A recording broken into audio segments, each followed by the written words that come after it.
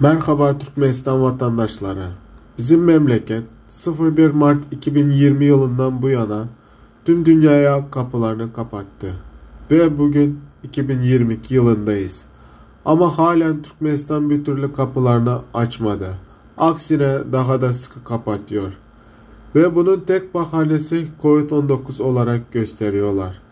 Dünyanın en çok COVID-19 sayısına ulaşan Çin Cumhuriyeti'nin kapıları bile açık. Ama Türkmenistan kapalı bir ülke olarak devam ediyor. 2 yıldır yurt dışına çalışmaya giden vatandaşlarımız evlerine dönemiyor. Neden bir devlet yetkilisi televizyona çıkıp da bunun açıklamasını yapmıyorlar? Yeni Cumhurbaşkanı seçildi. Buna da eyvallah dedik. Ama bu da hiçbir değişiklik yapmadı. Neden haklarımızı talep edemiyoruz?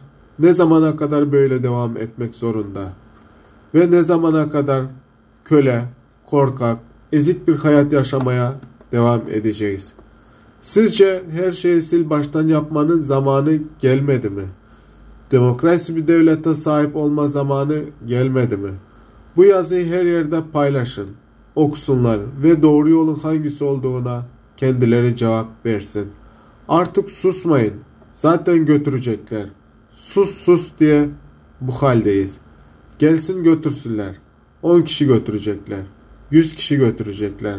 Ama 5 milyonu götüremezler. Uyanın milletim, uyanın.